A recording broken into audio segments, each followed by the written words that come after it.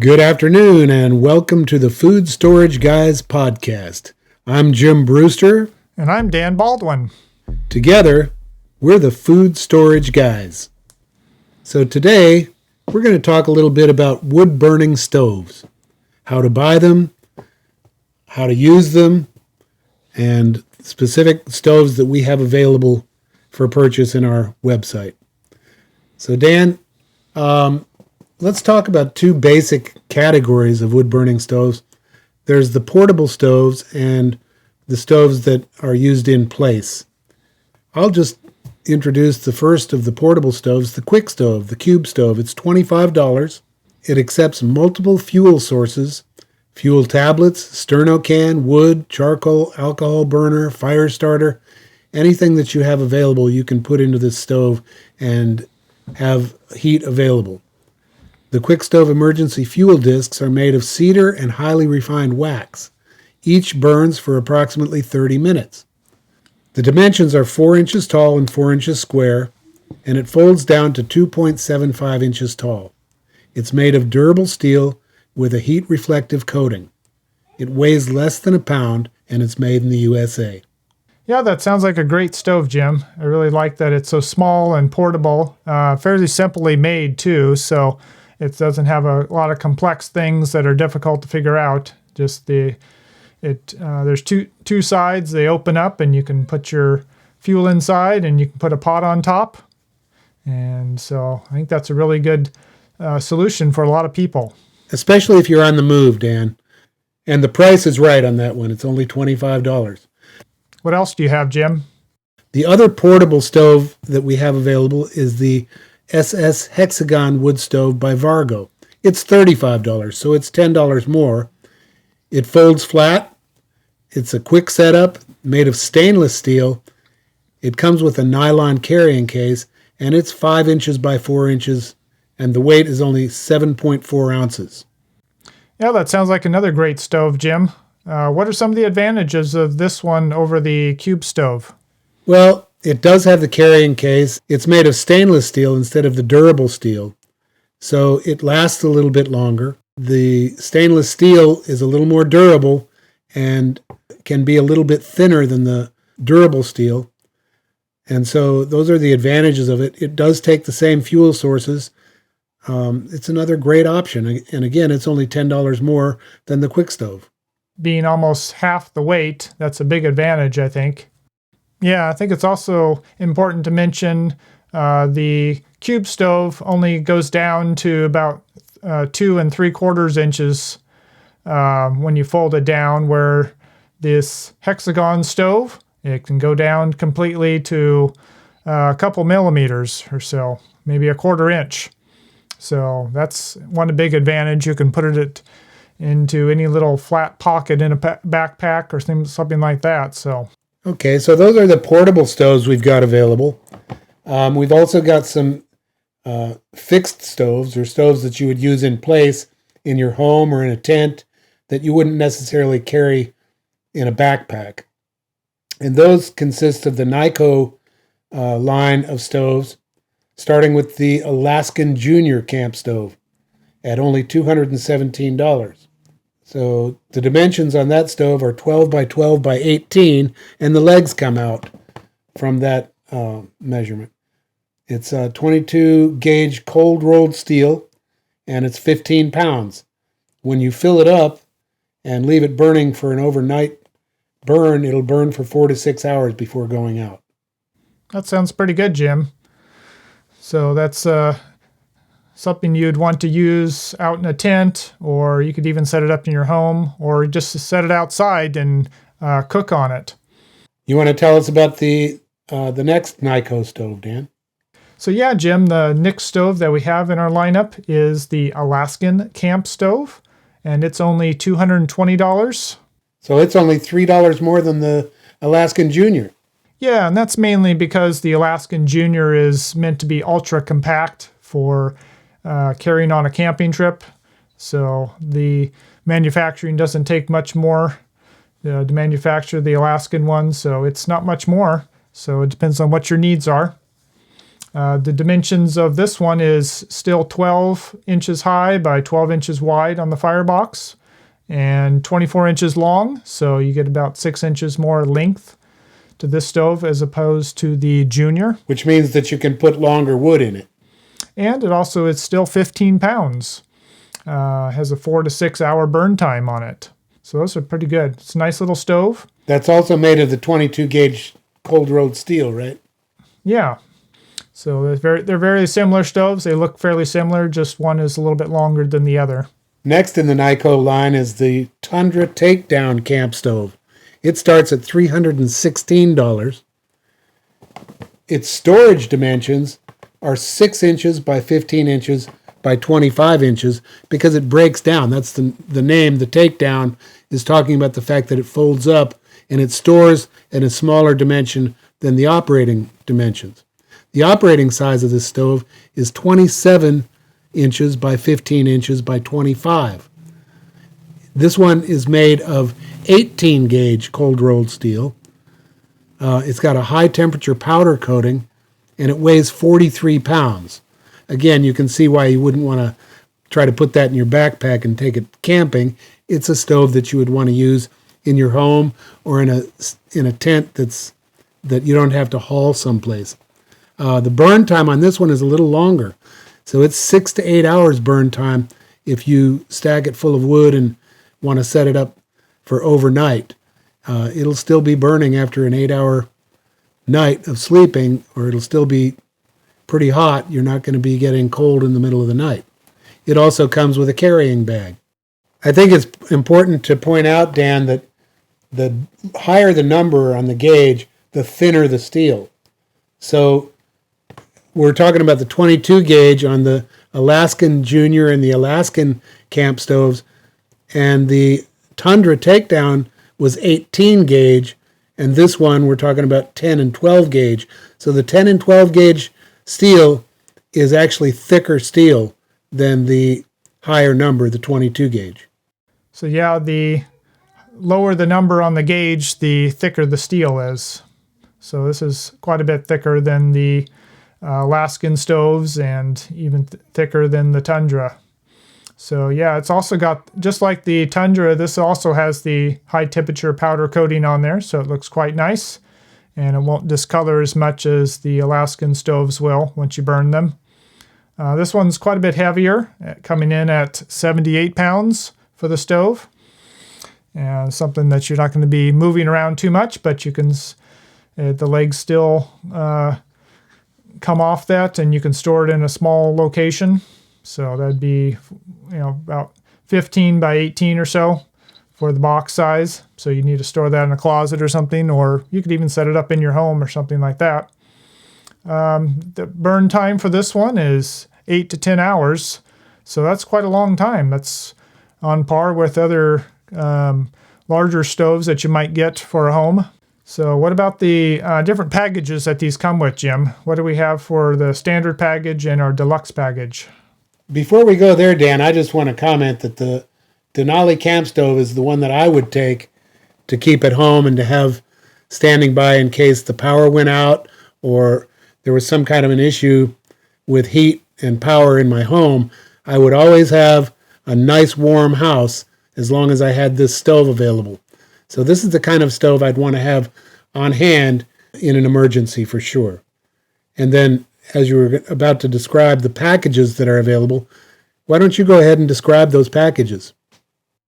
Yeah, just in talking about this Denali stove, Jim, the price coming in at around $600, that's about half the price that you'd pay for a normal wood stove from a stove shop. It's not even $600, Dan. It's only $578. Yeah. A stove, it's the lowest end, and they're usually not very well made, come in at least $1,000 for a good wood stove. And if you want a real nice one, they're, upwards of $2,000. Like the one I have in my house, it costs about $2,000. So this is a really good deal for a stove that you may not be using all the time, but just for a more emergency use.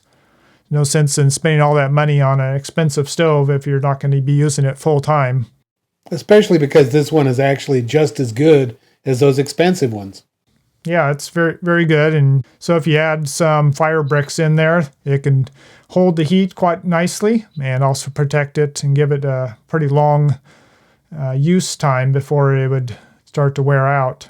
As far as our standard packages, if you take the base price of the stove, and if you only add about $62 to $65, depending on the stove, it comes with stove pipe, up to 3 sections there, and it comes with a damper and a spark arrestor to go on the top of the stovepipe there to keep the sparks from going out and setting things on fire. So that's a pretty good little package there for only $62 to $65 added.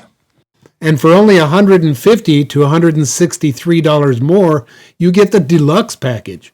And the Deluxe Package has some pretty great accessories. First of all, of course, the stovepipe, the damper, and the spark arrestor that are included in the standard package. But in addition to that, you get a side table and a water tank. The side table is great for setting dishes on, setting food on that you want to keep warm, or while you're cooking, have something available, a horizontal space to put things. But the water tank sits next to the burn box, and you fill it with water, so it heats water while you're cooking or doing whatever else you wanted to do. So you have water to do dishes with. You have water for baths. You have hot water for whatever you might need it for, without having to heat it individually in pans. Okay, that sounds great, Jim. Yeah, I think it's really important to think about heating water. That's one of the main things you're going to want to do during a power outage, is be able to heat water for all kinds of things. And one of the most important things that we need to mention about all of these Kni-Co stoves is that they're made in the United States by United States workers. So you're supporting people here in America when you buy one of these. Yeah, and the cube stove as well is made in the United States. So another thing that we want to talk about in this podcast is how to use these stoves and some of the things to consider when setting them up. The little portable stoves are great for storing in a backpack that you can take with you if you need to evacuate your place. Also, some fuel discs to break off pieces to start fires or to simply burn for heat. A small camping pot is also important to carry with you so that you have something to cook in and to heat water with. I want to mention something about those. I want to mention something about the fuel discs too, Dan. We sell those separately from the stove. You get 2 of them with the cube stove, but if you want to buy them separately, it's a good idea to have those available in your home for an emergency, because you don't need to use them as your sole fuel source. You can use them just to start fires. You can break off a little piece, put it underneath your kindling, and you don't have to worry about trying to get that fire started. Yeah, that's a great product to allow you to get fire started very easily. And that's, if you don't start fires all the time, learning how to start a fire can be difficult. And this really speed up the process by getting the fire hot very quickly. Okay, and for the home stoves, or the Kni-Co stoves that we were just discussing, the stovepipe can go straight up through the ceiling or the tent roof or out of a window. So it's pretty convenient. You don't have to drill a hole in your ceiling at home or in your roof to put a stovepipe through it. But if you wanted to leave it there permanently, that might be a good solution as well. But you can put the stovepipe out through the window, and you might want to contact a stove shop to help you set that up, to make sure that you do it efficiently and that you support it well enough to hold it in place, and that you don't have smoke coming back into the room. Yeah, and before you buy your stove, you want to go ahead and contact a local stove shop and get some advice on what type of pipes, what length of pipes you need, what type of elbows and connectors you might need, so that you can order them all at once and not have to have 2 different orders once you realize you don't have everything you need. So make a plan, draw it out, and Then you can order the different straight pipes and the elbows that you need all at once. They're all in our web store here. You can look through and see the different things. And there's also things like stack robbers. What that is basically some box that goes over the stovepipe, and it has some fins that you put a fan behind, and it blows through that, and you get a lot more heat off of your stove, so it doesn't just go up the stovepipe. So there's different things like that you want to take a look at in our web store. You might also want to buy a non-flammable surface to install your stove on, especially if it's indoors. Ceramic tiles or cement blocks or a cement backer board.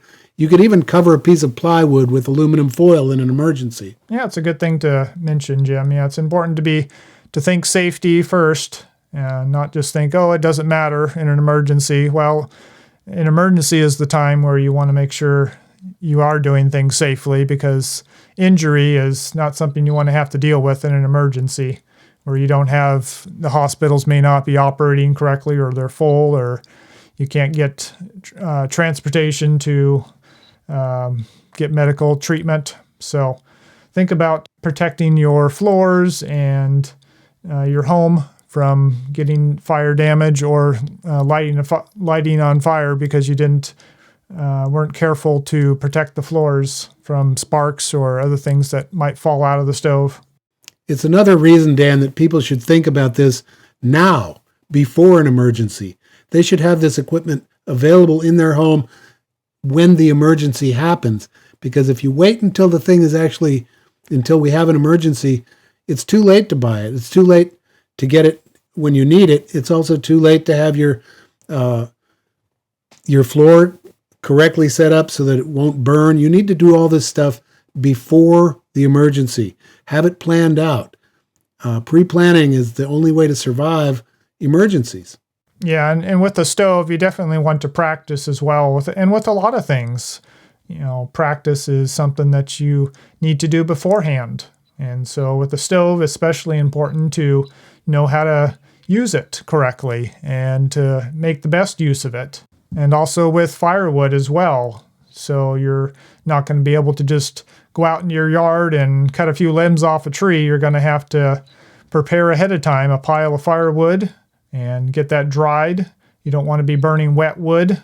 That's not going to do well, and it's going to create a lot of what's called creosote, which is substances that come off the wood, and they'll collect on the inside of your stovepipe, and they can catch fire and have a stovepipe fire going up there, and can cause way too much heat in that, and it can burn right through that stovepipe and burn your house down. So you want to make sure that your wood is nice and dry, and then you'll be safe in doing that. So, and you also want to make sure that wood is under a tarp if you have it stored outside, at least 6 mil black plastic that's well weighted down, or better yet, store it in your garage or in a dry place or in a shed.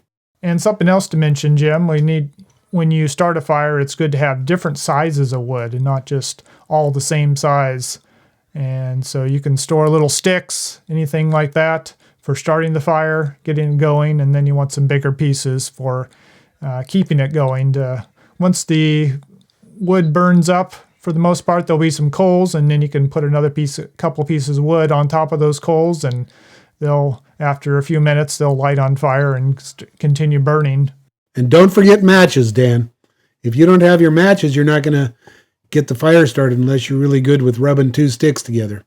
Yeah, and lighters if they're long ones for barbecue grills or things like that, can work okay, but just a little cigarette lighter is pretty difficult to get paper started, because you usually don't want to be too close to your fuel source when you're trying to light it on fire, because you'll burn your fingers because it starts to light and you're going to have to hold it there for a while. So matches are really the best option for doing that. They're low cost. They're only maybe $2.50 or $2.75 for a box of maybe 100 matches. And we're talking about long wooden matches, not just the little short cardboard ones. Yeah, it's best to not use the little cardboard ones meant for cigarette lighting, but to get ones that are like kitchen matches are a good length, and they're about 2 inches long or so. You don't need to get the super long ones. Those are usually cost a whole lot more, and you don't really get a lot of benefit out of that. Now, again, we talked about you want to practice lighting the fires before you put it away for emergency use. But if there are multiple people in your home, you want to make sure that everybody that's old enough to handle fire has practiced with it so that they can all light that fire and get it going in an emergency. Yeah, I know I'm teaching my kids early how to start the fire and how to manage it. So if I'm not around and they need to take care of the fire, they know what they're doing and know how to do it safely, and teach my wife how to do it so she can start the fire. And because you never know what might happen. If you're the man of the household and you happen to be out and about somewhere or can't get home, having your wife be able to get the stove going and be able to cook on it, to know what to do is an important thing, or reverse too. So that's important, Dan. That's really an important point to talk about.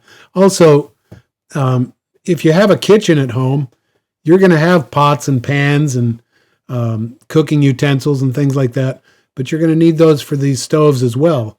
So you can just use the ones that you have at home, or if you're taking it outside of the home and going camping, don't forget to bring those with you as well.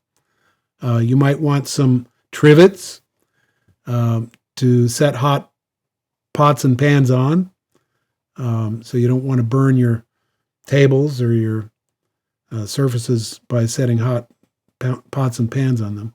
Yeah, and these stoves, like we were mentioning, the metal is going to be a little thinner than a conventional stove, and so it's going to get quite a bit hotter. And so when you're cooking on the top of the stove top, you want to have a trivet, which is just basically, it gives a little space, kind of a grate with some legs on there to take your pot off the surface there so it doesn't get too hot, so you're not burning your food on there. And so that's an important thing. Also, when you look at which pots you might use with that, be careful of ones with plastic handles or rubber handles, things like that even if they're hanging over the edge of the stove, there's still going to be a lot of heat coming off the sides of the stove and going up. And so you could easily melt the handles on there. So just think about that before you grab a pot. Consider whether or not it's got any plastic on there that might melt. Just grab something with some like stainless steel pots with stainless steel handles, or cast iron also works quite well, and that's can be a good buffer to having too much heat at once, is to have a cast iron pot. So non-coated cooling rack is a good idea for toasting breads or warming other dry food items. The optional side of the table is great for keeping food warm or warming up breads. The optional side table is great for keeping food warm or warming up bread as well.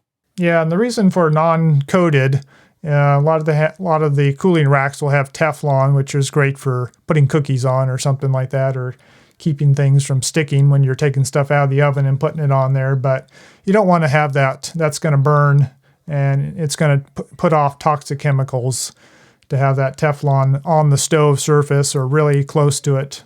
So you want to have something that's just raw metal. All right, Dan. Sounds great. I can't think of anything more that I'd like to add. Do you have anything? Yeah, also, so we got the two accessories that come with the Deluxe Package. You can actually get separately. So if you don't want both of them, you can just buy the side table or the water tank. So some of you may not care about the side table and you just want the water tank. You can get that separately. Oh, okay. And it's really useful for heating up water. And so basically it's going to be sitting on the side of the stove, so you can still cook. You can still have multiple pots on top of the stove, and you don't have to worry about this extra pot that you're trying to keep stuff from falling in, and have this pot that you're trying to have water to heat up. And so after a meal, you can use the hot water to wash your dishes and to clean up with. And so that can be really useful to have that already heating up and making use of the heat that's coming off the stove at the same time, and not have to, wait for that to boil afterwards after you're done with your cooking. Great point, Dan. Only one other thing I'd like to mention, and it's not necessarily about the stoves, it's about our food. We do have vegan packages, 1 year, 6 month, 3 month, 1 month, 1 week supplies of food, and that's vegan food. which is great for a lot of you, like you, Dan, are vegan. But people that aren't vegan, like myself, Yeah. I can still use that vegan food, and then I can order separately the chicken or the beef or some of the meats that we have available and combine those with the vegan packages to get the food that I want to eat. And it's really important that we all do it now because times are getting a little bit crazy and you want to make sure you have food for if they get too crazy. Yeah, we're not guaranteed that everything's going to continue smoothly on with our food supply in the future. And you don't want to be the one to have to go to your neighbors begging for food. You want to have your own supply.